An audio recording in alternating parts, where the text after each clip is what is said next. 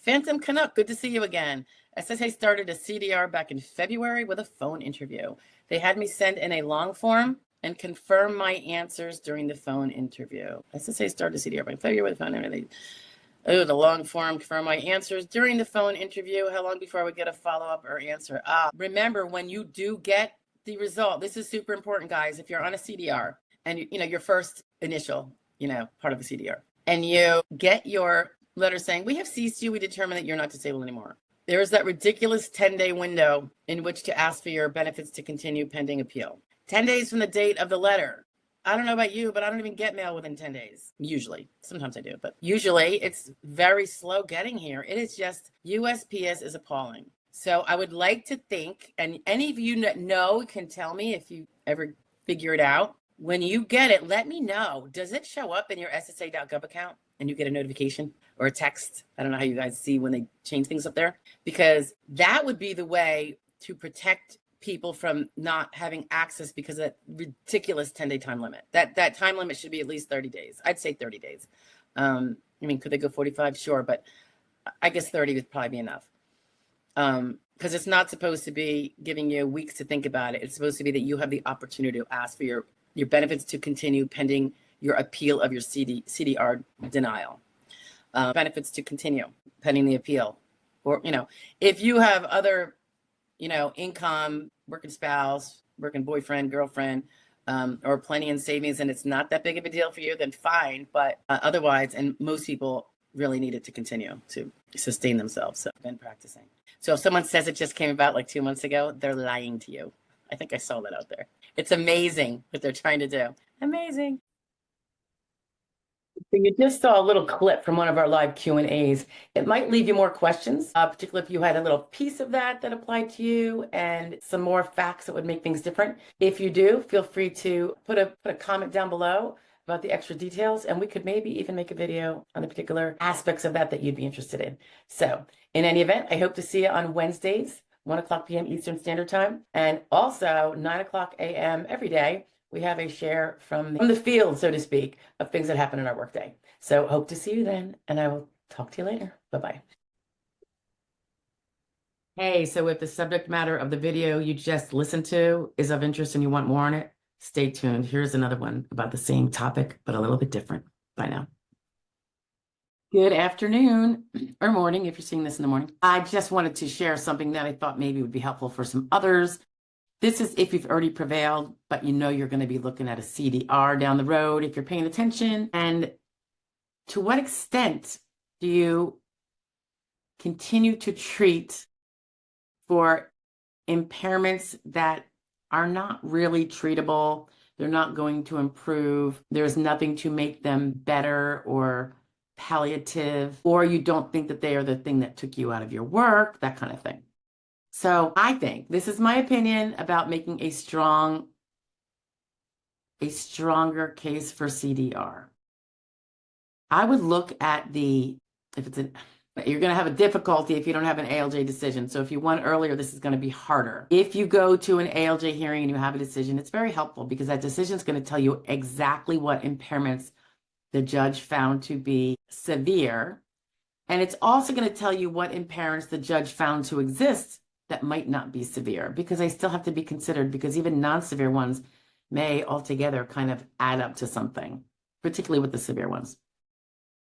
So first of all, certainly a severe impairment, and that's going to be in one of those bolded paragraphs he has. It's one of the first few. You do not, in my opinion, as a general rule, you don't want to stop following for that, even if it's not curable. Most of our conditions are not curable, right? Particularly as we're getting older. And it can wax and wane, and it can also slowly progress. So you want to have follow-up, whether that's every 6 months, even maybe less frequently than that, since you've already won your case. But you want to, when you go, you really want to talk about all your continuing complaints. Perhaps always want to get updated diagnostics. And this is if you're not going to be referred to therapies and stuff, because nothing's going to help. Okay. If they do give you some medical recommendations, do your best to try to comply with those, because they're going to show up as being recommended to help you feel better. And if you don't it is possible that the implication can be that you don't really feel those severity things anymore. Okay. And that's follow-up, guys. It's for the purpose of maintaining your legal evidence of not having improved. If you had an impairment that was treated before, and it is incidentally part of your case, whether you intended it or not, because it just is, it's part of your body or your mind, then when that is shown to no longer be an issue, it does change the scenario oftentimes, that something is slightly less severe, perhaps. So you want to just make sure it's in there so that when you go, say, every several months, just for follow-up, just so you can report your complaints officially, and they're going to be in those medical records, that problem still exists. And again, don't be quiet with your vocalizing your symptoms from it. I would even say if they have a portal, in addition to saying it to the doctor when you're there, I would probably message him in advance. This is what I wanted to go over when I was talking to you, along with everything else. And then list what you want them to have in that record, because sometimes they just don't articulate it. And sometimes those automated, computerized my chart things are how they get their information, and everything defaults to within normal limits or no complaints until they click a button. So if you have a lazy person on the other end, could be a lazy MA or a doctor or whoever, it's not going to show up even if you mention it, if that's something that they don't click on. Just saying, they're human like the rest of us. People have their lazy moments. Okay. So that's why I think sometimes a precursor with the message before the appointment, so it shows up perhaps in the medical records when they're ordered later for a CDR. But it doesn't have to necessarily be as robust as it was when you were trying to win your case, trying to see if you could improve the situation. Now that you know it's not going to improve, you still got to have evidence that it still exists. The assumption that it still exists often will not be made because things do improve. Why I think most people don't improve, they can improve. And you don't want anyone to have to assume that because you didn't feel the need to go report it. You stay on top of it.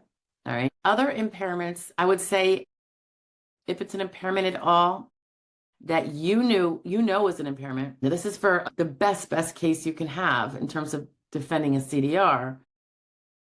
Impairments that you didn't treat for before that are new ones, yeah, treat for those. Then on a CDR, they have to consider new impairments.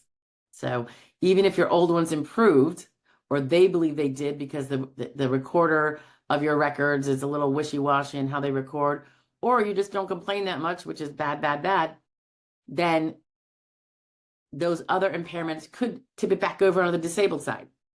Okay? So I know you're not probably going to treat as much as you used to. When you were applying, you were in the throes of a new disabling situation, usually, right? You only stopped working, in the recent past, and you're still trying to get a grip. You're hopeful that you're going to improve and maybe go back to work and live a bit of a normal life like you used to. And now time has gone on and you might not have that optimism. But for the sake of just birthing that evidence that will be seen a year after it's created, if you have a CDR the next year, that is where the importance of this comes in, because you have to be able to have something for them to see if they're going to be ordering your records. I know it's a pain sometimes to go to a visit when you know they're not going to be able to help you, and you're just doing that for the form of it, It's nothing of real substance. I get it, but for your case, it's substance. It's just to confirm, because think about it. If you're not provably disabled at the time of your CDR, you lose your benefits. It's only for people who are provably disabled. So just know what you have to do.